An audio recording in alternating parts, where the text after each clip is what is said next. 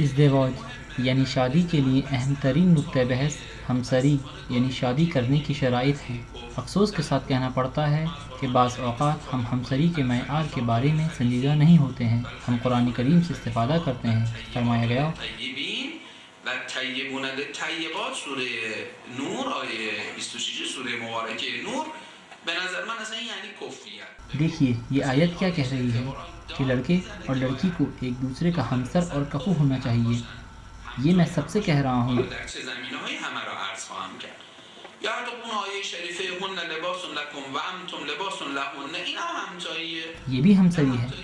جب کہا جا رہا ہے کہ مرد عورت کا لباس اور عورت مرد کا لباس ہے تو لباس بہت بڑا نہیں ہونا چاہیے۔ اگر بڑا ہوا تو ڈھیلا ڈھالا لباس نامناسب لگتا ہے، اور اگر چھوٹا ہوا تو اسے پہنا نہیں جا سکتا۔ بس یہ لباس مناسب ہونا چاہیے۔ اس آیہ شریفہ سے سمجھا جا سکتا ہے کہ انسان کفو و ہمسر ہو، یعنی ہمسری ہر چیز میں۔ خواتین و حضرات اس نقطے پر دقت کیجیے جو میں عرض کر رہا ہوں۔ هم در دیانت به اعتقاد بنده که همتون زیاد شنیدید و این دومی رو کمتر ما میشنویم، هم در عدم دیانت، در عدم دیانت دینداری میری نظر میں، جیسا کہ آپ سب نے اس بارے میں بہت سنا ہے، لیکن دوسری جہت کے بارے میں ہم کم سنتے ہیں، اور وہ ہے عدم دینداری یعنی دیندار نہ ہونا۔ مجھے بہت سے فون آتے ہیں لوگوں کے جو کہ شادی کرنا چاہتے ہیں۔ میں انہیں کہتا ہوں کہ ہمسری اور کفویت میں سے ایک خصوصیت جو کہ ضرور ہونی چاہیے وہ مشترک اعتقادات ہیں۔ نہیں کہتا کہ دینداری صحیح ہے کہ اکثریت جو ہم سے رابطہ کرتی ہے دیندار ہوتی ہے۔ آپ لوگوں کی طرح وہ قرآن معارف دین کے پروگرامز دیکھنے والے ہوتے ہیں۔ ممکن ہے کہ 10% لوگ ہوں جو مسائل دینی کا خیال نہ رکھتے ہوں۔ میں احتیاط کرتا ہوں، میں نہیں کہتا دینداری، میں کہتا ہوں مشترک اعتقادات، کیونکہ ممکن ہے کہ ایک خاتون جس نے مجھے مشورے کے لیے فون کیا ہے دیندار نہ ہو۔ ایک آدمی کی تعریف جو ہم کرتے ہیں اس پر پوری نہ اترتی ہو۔ اگر میں اس کو کہوں دینداری، میں غلط کروں گا، کیونکہ یہ بھی کفویت و ہمسری کے خلاف ہے۔ اس کی زندگی بعد میں مشکلات سے دوچار ہوگی۔ ہر جہت میں کفو و ہمسر ہونا چاہیے۔ لہٰذا میں مجمع میں موجود تمام بہترین ماؤں سے کہوں گا کہ جتنے بھی لڑکے لڑکیاں شادی کرنے والے ہیں ایسی غلطی مت کیجیے گا کہ آپ کا بیٹا دیندار نہ ہو، کیونکہ میں نے بہت مرتبہ دیکھا ہے کہ مائیں یہ غلطیاں کرتی ہیں کہ ایک دیندار خاندان کی باحجاب پردہ کرنے والی لڑکی کو ڈھونڈتی ہیں جو آ کر ان کے بیٹے کو صحیح کرے، اور اس کے برعکس آپ کا بچہ اور بدتر ہو جاتا ہے۔ خانم محجبه متدین گیر بیارم بچه‌مو درست کنه. اشتباه میکنید. نه تنها اون بچه شما رو درست نمیکنه، بچه شما اون طفلگیرم خرابش میکنه. نمیشه که فردا از اون روز اول آقا پسر میگه بریم تو چال، دخترها میگه بریم نماز جمعه، حالا میزنیم تو سر کله هم دیگه.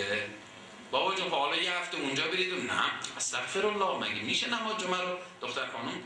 ایسا نہیں ہو سکتا کہ پہلے ہی دن آپ کا لڑکا کہے کہ کہیں سیر و تفریح کو چلیں اور لڑکی کہے کہ نماز جمعہ میں چلیں۔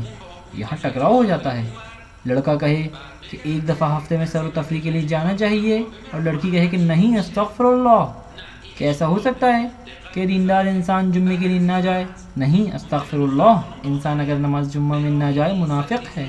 لڑکا اپنے اس مزاج کی وجہ سے گھومنے پھرنے جائے اور لڑکی نماز جمعہ میں۔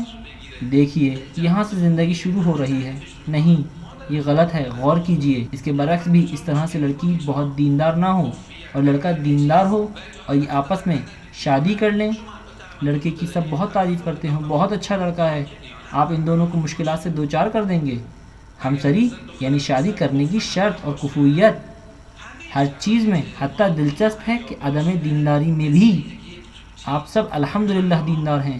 آپ لوگوں کے لیے وہی دینداری معیار ہے۔ اگر لڑکا اور لڑکی ایک دوسرے کے کفو اور ہمسر نہ ہوں اور تمام مادی شرائط مہیا ہوں، یہ بالکل اسی طرح ہے کہ ایک طوطا اور کوا ایک سونے کے پنجرے میں زندگی گزاریں۔ ایسا ہو تو کیا ہوگا؟ ایک طوطا اور کوا جو ایک دوسرے کے کفو اور ہمسر نہیں، طوطا ایک طرف اور کوا دوسری طرف منہ کر کے بیٹھے ہوں گے، خالص سونے کے پنجرے میں ہوں گے، لیکن اس پنجرے کی کوئی اہمیت نہیں ہوگی۔ آپ لوگ توجہ کیجئے، تحقیق بہت اہم ہے۔ ہم کن امور میں تحقیق کریں؟ میں اپنی باتوں کو سمیٹ رہا ہوں۔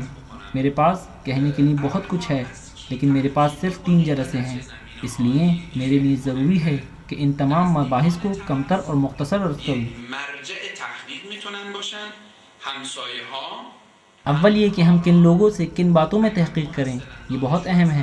اپوزٹ پارٹی کی تحقیق، اس کے آس پاس کے لوگ، ہمسایہ، پڑوسی، ساتھ کام کرنے والے، اگر اسٹوڈنٹ ہوں تو اس کے ساتھ دوسرے طالب علم، اور اگر کام کرنے والا ہو تو اس کے ساتھ دوسرے کام کرنے والے، اس کے باس، مینیجر، مدیروں سے کی جا سکتی ہے۔ ممکن ہے کہ اسٹوڈنٹ ہو تو خود اس کے انسٹیٹیوٹ کے پرنسپل اور مدیر تحقیق کے لیے ایک بہترین ذریعہ ہو سکتے ہیں۔ اگر کوئی کام کرتا ہے، چاہے لڑکا ہو یا لڑکی، فرق نہیں پڑتا، کیونکہ دونوں کے لیے تحقیق ہونی چاہیے، البتہ زیادہ تر مردوں کے لیے، کیونکہ مرد عورتوں کی نسبت زیادہ آزاد ہوتے ہیں۔ تحقیق کی زیادہ ضرورت ہے اور تحقیق زیادہ جہتوں میں کی جا سکتی ہے، اسی لیے تحقیق کرنی چاہیے۔ ہمیں کن جہتوں میں تحقیق کرنی چاہیے اور اصل میں تحقیق کا معیار کیا ہونا چاہیے، کچھ اصول ہیں، اور یہ میں آپ لوگوں سے عرض کر رہا ہوں۔ ولی الان که دیگه میدونیم مخاطبمون خانواده‌های محترم متدین هستن. دیانت، دو اخلاق، سه اصالت خانوادگی. این سه تا چیزاییه که باید براتون حل بشه. ایک دیانت، دو اخلاق اور تیسرا اصل خاندان۔ یہ تین چیزیں اپوزٹ پارٹی میں پرفیکٹ ہونی چاہیے، لیکن کتنی پرفیکٹ ہونی چاہیے؟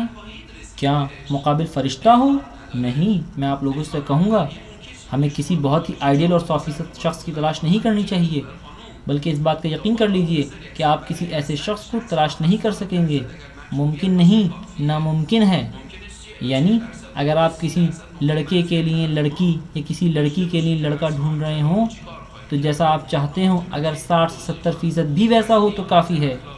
ممکن ہے 30 سے 40% ویسا نہ ہو۔ میں عرض کروں گا کہ اس صورت میں کیا کریں، وضاحت دوں گا، دیندار، اخلاق اور اصل خاندان کے بارے میں ایک اچھی مستقل اور تفصیلی توضیح دوں گا، پھر انفرادی، ابتدائی خصوصیات، عمر، تعلیم، لڑکے کی جاب، ٹریننگ، یہ مسائل حل ہونے چاہیے، مبہم نہ رہنے پائیں۔